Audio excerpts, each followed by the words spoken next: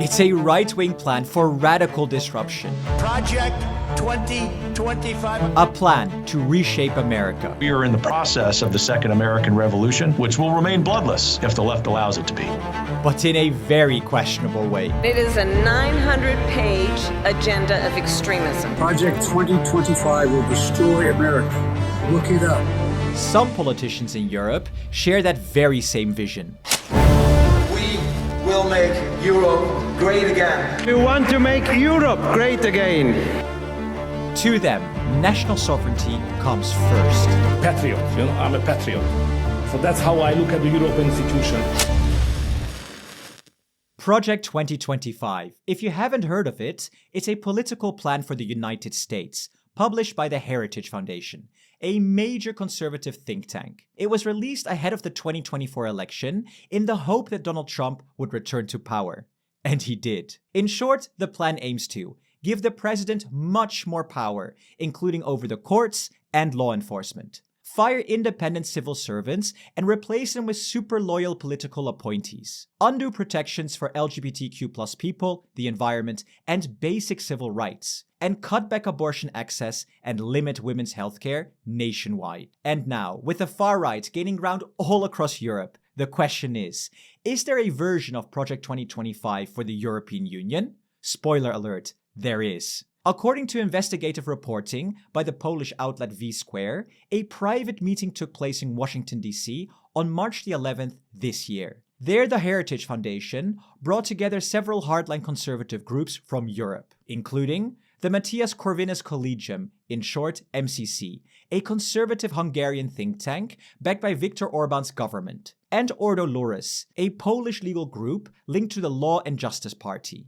These three groups share a common conservative vision, and at the meeting, Europe's conservative forces pitched a new direction for the continent. It's called the Great Reset, restoring member state sovereignty in the 21st century. In other words, a plan to restructure or even dismantle the European Union as we know it today. But the question is, why? Why would dismantling or reshaping the EU help the ultra-nationalist and conservative cause? Let's start with the official reasoning they lay out in their proposal, as it begins by identifying four major problems with the European Union today. And the first is that they claim the EU isn't truly democratic. They argue that key institutions, like the European Commission, aren't directly elected.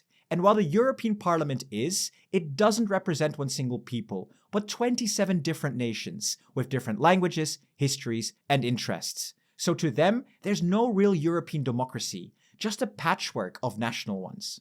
Second, erosion of national sovereignty. They say the EU is becoming a federal superstate, with the European Court of Justice expanding its power like crazy. They even compare the ECJ to a European Supreme Court, which, in their view, is a super big problem. Third, centralization of power.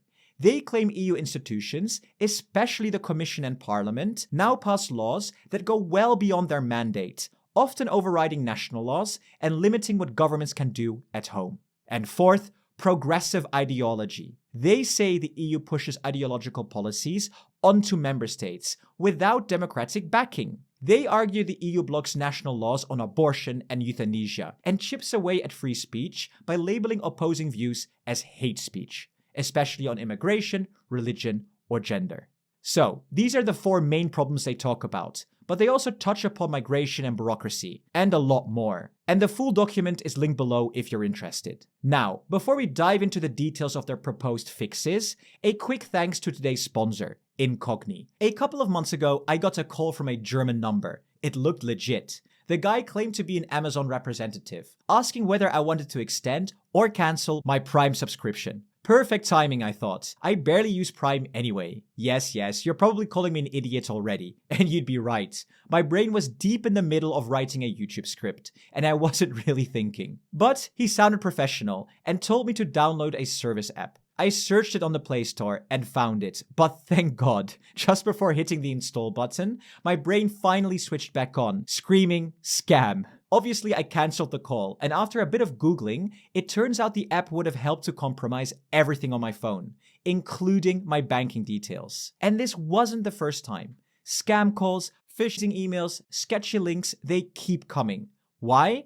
because my personal data is out there, and yours is too. And for a long time, there was nothing you could do about it. Until now. Check out Incogni, a service that fights to get your personal information removed from data brokers. These companies are legally required to delete your data if you ask them to, but doing all that manually, that's a full-time job. Incogni does this for you, automatically.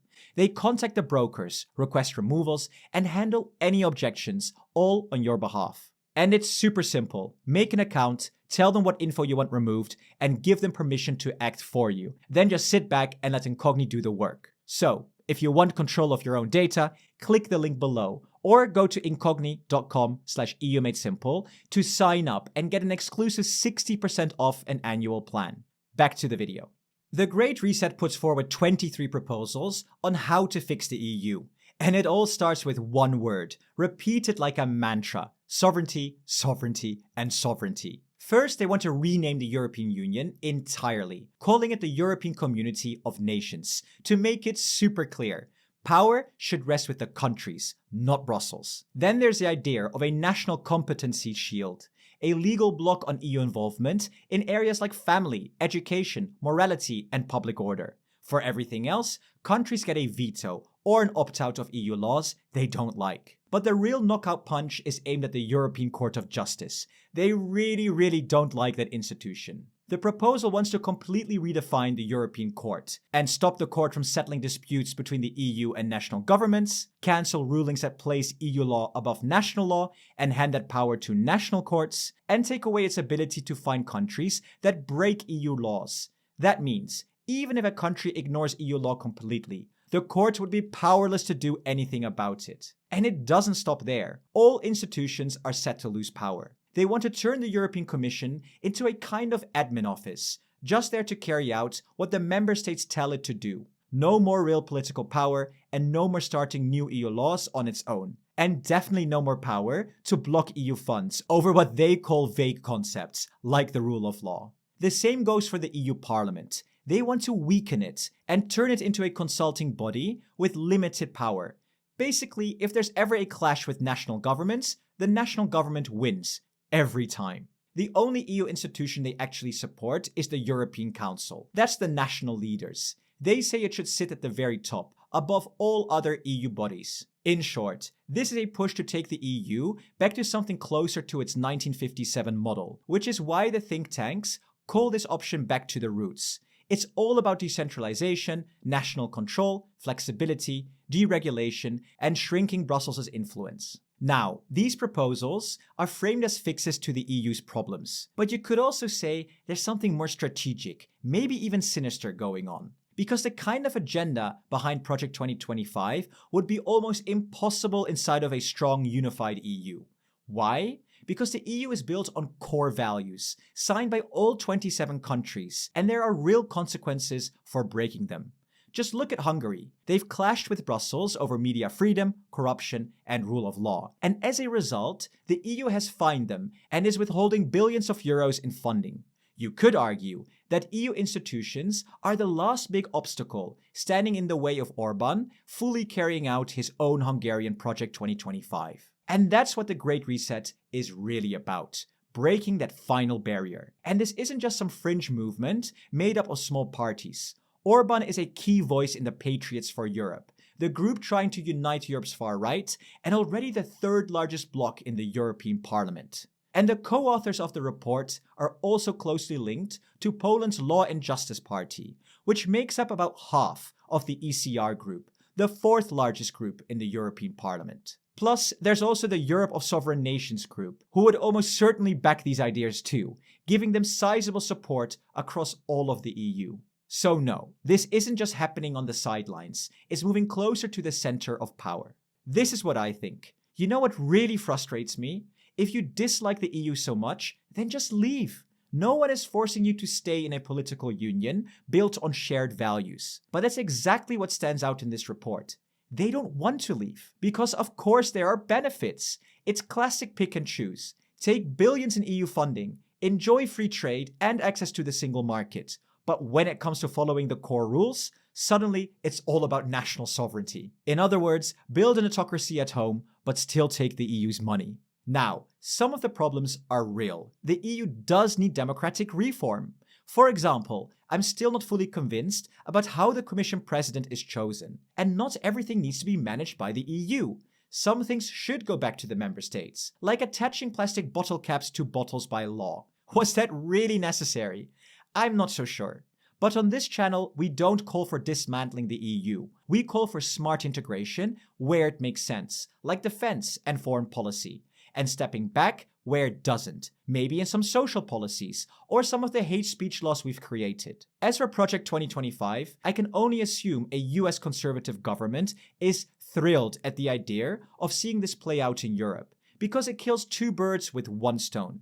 It pushes their deeply conservative ideology onto our continent, and it would leave Europe economically weakened, less influential globally, and ultimately more dependent on US interests. And we should definitely not let that happen. Thank you so much for watching, and if you enjoyed the video, please give us a like and subscribe to the channel. And if you want to take back control of your data, click the link below or go to incogni.com/EUMadeSimple to sign up and get an exclusive 60% off an annual plan. And thank you to our presidents, Jan, Schaukje, Christian, Peter, HGVD, BJ, Unite Europe, Stefan, and Mr. Probot. See you in the next video.